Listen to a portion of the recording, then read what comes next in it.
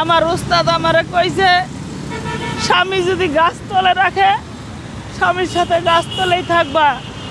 দেখেন আমি কেমন মায়ের সন্তান। আমার উস্তাদ আমাকে বলছে যে বিয়ের আগে বাপ মা হয়েছে গুরু, বিয়ের পরে স্বামী হয়েছে গুরু। তাহলে আমার উস্তাদ আমাকে যখন কোরআন শরীফ শিক্ষা দেন তখন আমাকে বলছে যে স্বামী যতই খারাপ থাক স্বামীর সংসার করার চেষ্টা করবা, তারপরে তোমার কপালে যা আছে তা হবে। তা আমি আজকে আমার উস্তাদের কথায় তার কোনো অত্যাচার আমি অত্যাচার মনে করিনি। সে আমাকে সারা জীবন আমারটা খাইয়ে আমারটা প্রথম দিন থেকে সে আমারটা খাওয়া শুরু করছে। খালা এই যে আপনার সাথে এত কিছু দেখতেছি এগুলা কি সংসার? আপনার সংসার নাই? কি হয়েছে একটু বলবেন খালা, একটু বলেন। আমার এখন আমার স্বামী আমাকে অত্যাচার করে অনেকবার বের করে দিছে ঘরতে। সে তো আমার কোনোদিন ভরণ পোষণ একদিনের বাজারও করে নাই। সারা জীবন আমি গাধার মতন গার্মেন্টসে কাম করছি, অনেক কোটি কোটি টাকা কামাই করছি।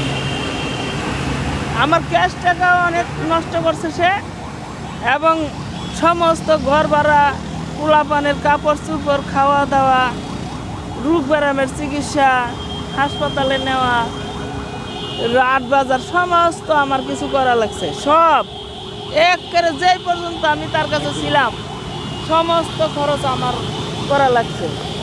এবং সে অনেকবার আমারে অত্যাচার করিয়া তাড়াইয়া দিছে। কেন? আমি যেন তাকে তালাক দিয়ে দেই, বুঝছেন? আচ্ছা আচ্ছা। এই জন্য সে আমাকে ভীষণ অত্যাচার করিয়া কয়েকবার আমার মৃত্যুর মুখোমুখি করে ফেলাইছিল, অনেকবার। মানে সে আমার পাশের বাড়ির দুইটা মেয়ে প্রথম রাত্রেই স্বামীর ঘর থেকে যে আইসা পড়ছে, আর সেই স্বামীর ঘরে যায় নাই, অন্য জায়গায় বিয়ে হয়েছে। সেই কথাটা আমার 14 গোষ্ঠীর মধ্যে 2 বিয়ে নাই। যেহেতু আমি সেই কাজটা করতে পারিনি, আমি যখন প্রথম রাত্রে বুঝতে পারলাম যে তাকে নিয়ে আমার সংসার হবে না, তার আচার আচরণ মানুষের মতো নয়, সে একজন রাস্তার মানুষ। সে রাস্তায় রাস্তায় থাকতো, রাস্তায় রাস্তায় ওই রাস্তার মহিলারা থাকে না, রাস্তায় ঘুমায় না, ওগুলার সাথে আকাম কুকাম করতো। তার চরিত্র ছিল একদম খারাপ। তো সেই অবস্থায় সে, আমার মা বাবা ছিল সহজ সরল। আমার মা বাবার কাছে যায় সে বলছে সে নাকি ডিপ্লোমা ইঞ্জিনিয়ার সরকারি চাকরি করে। তা আমি তো আর তাকে দেখি নাই, আমি তো আর এই সমস্ত কথা শুনি নাই। তখন আমার বাপ মা বিয়ে ঠিক করে, আমার এক বোন ছিল আমার 20 বছরের বড়, সেই বোন তার সাথে বিয়ে ঠিক করে আমাকে বিয়ে দেয়। বিয়ে দেওয়ার পর ওর বাড়িতে নিয়ে গেছে, আমার নিয়ে গেছে কি দিয়া জানেন? একবার উঠায় রিক্সায়, একবার উঠায় বাসে। আমার এইটা দেখেই তো মনে হয়েছিল যে ওর দ্বারা আমার সংসার হবে না। মানে তখনই মনে হয়েছিল যে সংসার হবে না। আচ্ছা। এ তো কোনো কাজ কাম করে না, কাজ কাম করলে বিয়ে বউ আবার কোনোদিন এক গাড়ি থেকে নামলে আবার আর গাড়ি উঠে নি। তারপরে ওই ফেরি আসছিল না আগে, ফেরির মধ্যে গাড়ি উঠার সময় অ্যাক্সিডেন্ট হয়ে জীবন হারানোর কথা ছিল। সেখান থেকেও বাইসে গেছি, আল্লাহ বাঁচাইছে যেমন হোক। তখন ওর বাড়িতে নিয়ে যে আচরণ করছে, একটা ভাঙ্গা ঘরের মধ্যে চতুর্দিক দিয়া মানুষ উকি দেওয়া রয়েছে, চতুর্দিক দিয়ে মানুষ উকি দেওয়া রয়েছে ভাঙ্গা ঘরে। ঢেকির ঘর আছে না দেশ গ্রামে, সেই ঢেকির ঘরে সে আমার, সেই ঢেকির ঘরে ভাঙ্গা চূড়া ঘর, বাড়ির সবাই উকি দেওয়া রয়েছে কি করে কি কয় না কয় দেখার জন্য। ও আমার সাথে কোনো কথাবার্তা না, ও আমারে ইজ্জত লুটালুটি শুরু করছে। 4 আনা পয়সাও আমার হাতে দেয় নাই। বাসর রাইতে? হ্যাঁ, আচ্ছা। 4 আনা পয়সাও আমার হাতে দেয় নাই। আরও আমার কাছে যা ছিল তা আরও নিয়ে গেছে। তখন আমার কি মনে হয়েছে যে এর দিয়ে আমার সংসার হবে। তারপরে আমি মনে মনে আপনার ছেলে মেয়ে নাই? আজ একটার মধ্যে আরেকটা করেন না, আমি বলতেছি। আচ্ছা, আচ্ছা, ঠিক আছে, বলেন। তারপর মনে মনে চিন্তা করলাম যে ওই যে মেয়ে দুইটা যে প্রথম রাত্রেই সরে গেল, স্বামী সংসার করলো না, এইরকম আচরণ দেখেই মনে হয়ে গেছে গা। তা আমি একটা ধার্মিক মেয়ে, আমি একটা ধার্মিক ফ্যামিলির সন্তান, আমি একটা সত্যিকারের মানুষ। আমার উস্তাদ আমাকে বলছে যে বিয়ের আগে বাপ মা হয়েছে গুরু, বিয়ের পরে স্বামী হয়েছে গুরু। তাহলে আমার উস্তাদ আমাকে যখন কোরআন শরীফ শিক্ষা দেন, তখন আমাকে বলছে যে স্বামী যতই খারাপ থাক, স্বামীর সংসার করার চেষ্টা করবা, তারপরে তোমার কপালে যা আছে তা হবে। তা আমি আজকে আমার উস্তাদের কথায় তার কোনো অত্যাচার আমি অত্যাচার মনে করিনি। সে আমাকে সারা জীবন আমারটা খাইয়ে আমারটা প্রথম দিন থেকে সে আমারটা খাওয়া শুরু করছে। তার 4 আনার জিনিসও আমি খাই নাই। সে প্রথম কুমিল্লা থেকে আমার বাড়িতে যখন আসলাম, তখন আইসা আবার একটা ভাঙ্গা ঘরের মধ্যে ঘর ভাড়া নিছে। 150 টাকা ঘর ভাড়া। সেই 150 টাকা ঘর ভাড়ার মধ্যে মাটিতে পাড়া দাম যায় না, এই পর্যন্ত ডাইবা যায়। আমার উস্তাদ আমারে কইছে স্বামী যদি গাছ তলে রাখে, স্বামীর সাথে গাছ তলেই থাকবা।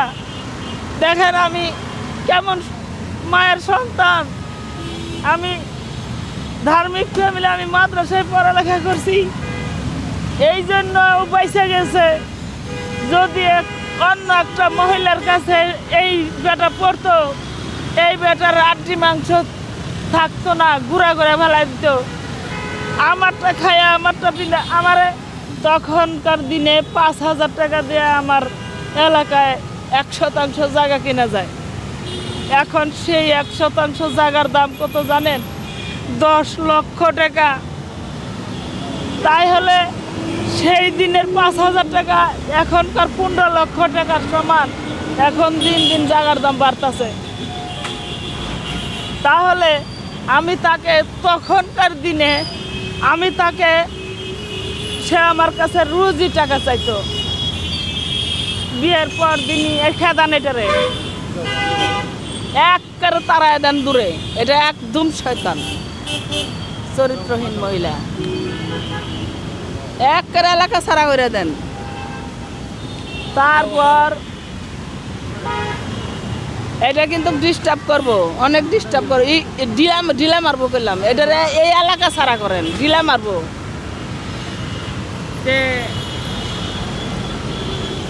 আমার বাড়িতে আইসা ভাঙ্গা ঘরে যাইয়া তারপরের দিনই আমার লয়ে গেল ভাঙ্গা ঘরে।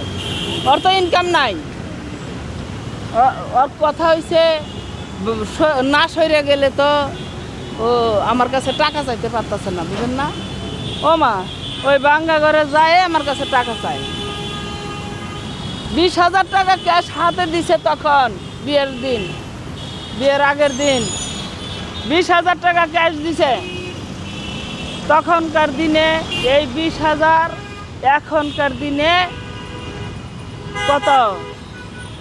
15-60 লক্ষ টাকা এখনকার দিনে। তাই তার ক্যাশ দিছে যৌতুক। তার 20,000 টাকা ক্যাশ দেওয়ার পর সে আমাকে বিয়ের পরের দিনই বস্তির মধ্যে নিয়ে আমার কাছে আবার 5,000 টাকা চায়। তখনই আমি সাথে সাথে আবার 5,000 টাকা নিয়ে দিছি। কেন দিছি? যে ও কত বড় অমানুষ আমি ওকে চিনব। ওকে আমি চিনা তারপরে ছাড়বো, আমি ওকে ছাড়বই না। ও কত বড় মানুষ আমি ওকে হারে হারে চিনতে চাই, পৃথিবীতে মানুষ আছে কি না। তাহলে তারপরের দিন, তার 2 দিন পরে আবার কয় 5,000 টাকা দাও। তার 2 দিন পরে ও কি করছে জানেন, ওই 5,000 টাকা দিয়ে একবারে খেদা নেই রে, একটা লোক আইতে দেন কেন লেগা। 5,000 টাকা দিয়ে কি করলো, লাগে যেমন ওর বাপ দাদার ইনকাম, বাপ দাদার জমিদারি।